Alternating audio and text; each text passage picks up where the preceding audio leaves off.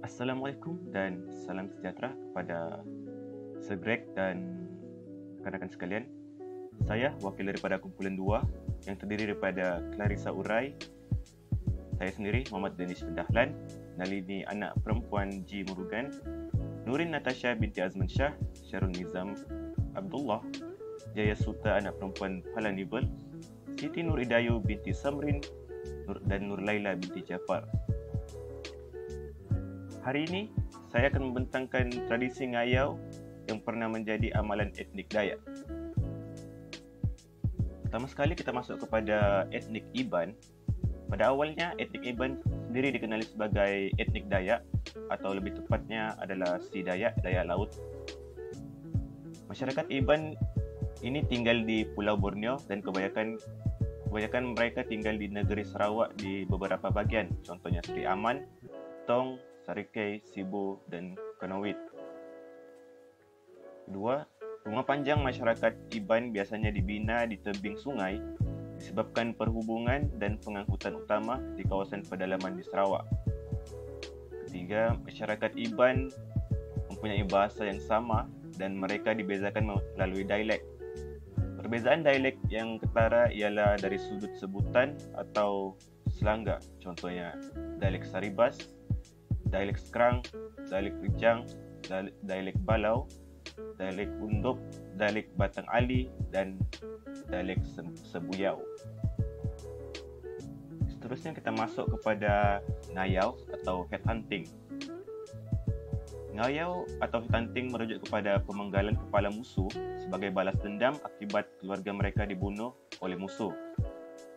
Kedua, ngayau sendiri juga boleh dirujuk kepada menyerang musuh seperti kayau serang dan kayau anak.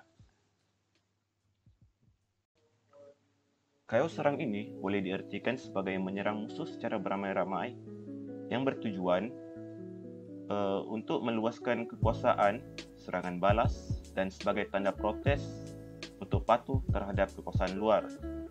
Sebagai contoh, salah satu peristiwa kayau serang yang pernah terjadi dalam sejarah ialah pada tahun 19 Ogos 1844 apabila Rentap mengisytiharkan perang terhadap Raja Brok kerana kebenciannya terhadap bangsa kulit putih yang ingin merampas tanah mereka. Kayau anak. Kayau anak merupakan serangan yang melibatkan jumlah pengikut kecil dan sedikit. Mereka akan menyasarkan serangan kepada individu dalam kelompok yang kecil semasa dalam perjalanan ke sawah, ketika mandi di sungai atau semasa mencari makanan di hutan. Tujuan kayau anak ini adalah bermotifkan balas dendam di antara keluarga dan keluarga yang lainnya. Ketiga, sejak dari kecil lagi, anak lelaki etnik Dayak ini telah diajar oleh ibu atau nenek mereka untuk bersikap berani dalam membalas dendam. Cara orang tua mereka menanamkan sifat berani terhadap anak-anak kecil itu melalui nyanyian semasa menodaikan anak. Seterusnya, anak muda ataupun lelaki dewasa yang belum melakukan ngayau, maka gadis-gadis atau para wanita tidak akan berkahwin dengannya. Malah, bagi pemuda yang telah mendapatkan kepala musuh ataupun yang telah melakukan ngayau itu sendiri, maka dia akan menjadi kebanggaan keluarga dan akan menjadi rebutan para wanita. Seterusnya kita masuk kepada tujuan ngayau. Tujuan ngayau terdiri pada status, darjat atau martabat sosial, perkahwinan, keagamaan, dan dendam. Pertama sekali kita lihat kepada status, darjat atau martabat sosial.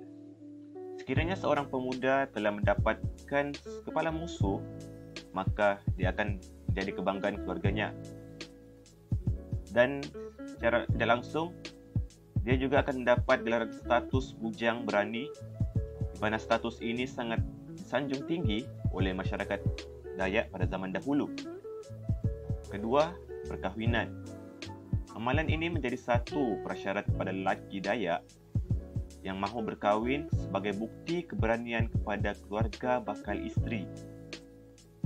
Dengan menghantar kepala musuh sebagai mas kawin, pengantin lelaki dianggap mampu untuk menjaga keluarganya pada masa kelak.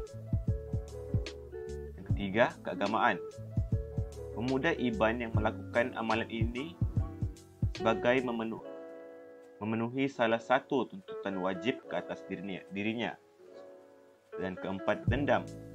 Mereka yang melakukan amalan ini akibat keluarga mereka dibunuh oleh pihak lawan. Ini adalah bertujuan untuk mempertahankan kaumnya sendiri. Seterusnya kita masuk kepada kepentingan tradisi ngayau bagi etnik Dayak. Kepentingan yang pertama merupakan taktik serangan perang. Ngayau merupakan salah satu taktik bagi etnik Dayak dalam mempertahankan tanah air daripada para penjajah. Disebabkan oleh tradisi ngayau yang digunakan semasa perang, beberapa pahlawan dikenali dan diidentikan.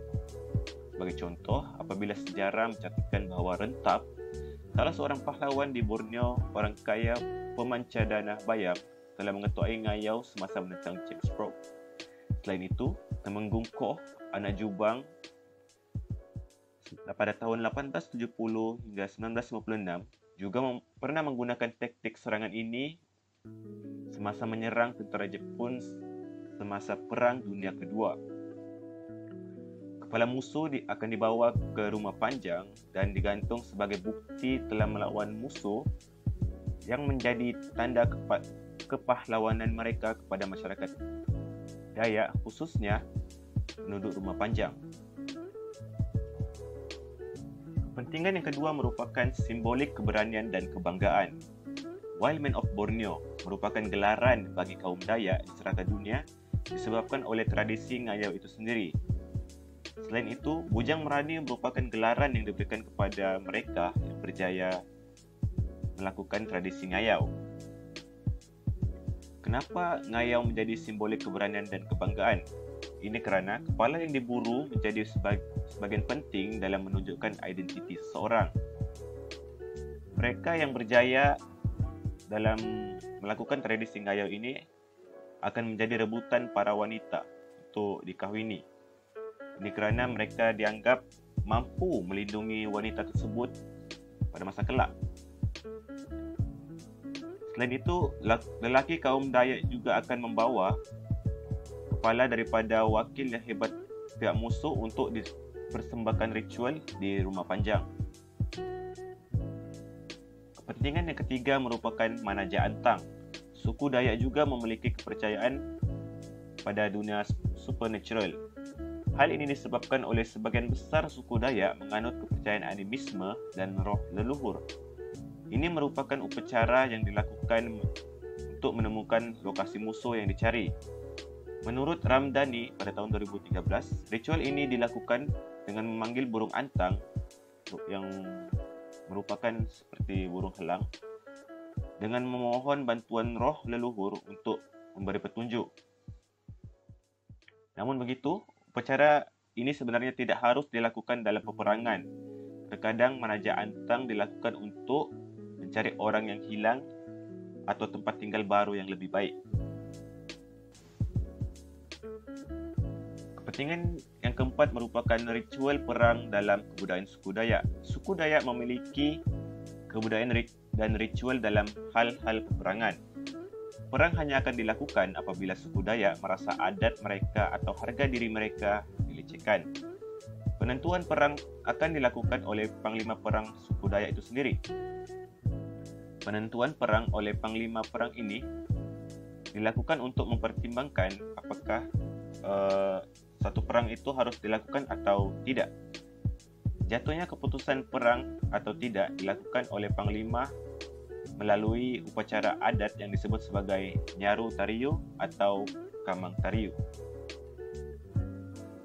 Seterusnya kita masuk kepada impak positif tradisi ngayau terhadap etnik Dayak itu sendiri.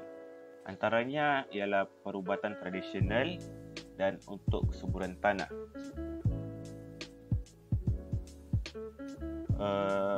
Selepas menjalani ekspedisi ngayau, masyarakat etnik Dayak ini mereka akan mengawet dan menyalai kepala tengkorak yang mereka peroleh itu dan akan gantung di atas bedilang atau dapur kecil. Di gambar yang terdapat di slide ini, yang dimana ianya dikenali sebagai hantu kepala. Oleh yang demikian, mereka mempercayai hantu kepala ini dapat mempunyai kuasa spiritual dalam membantu masyarakat Dayak dalam pelbagai perkara. Antaranya ialah perubatan tradisional. Melalui upacara gawai burung yang akan diadakan untuk mengubati pesakit yang dalam keadaan penat dan dipercayai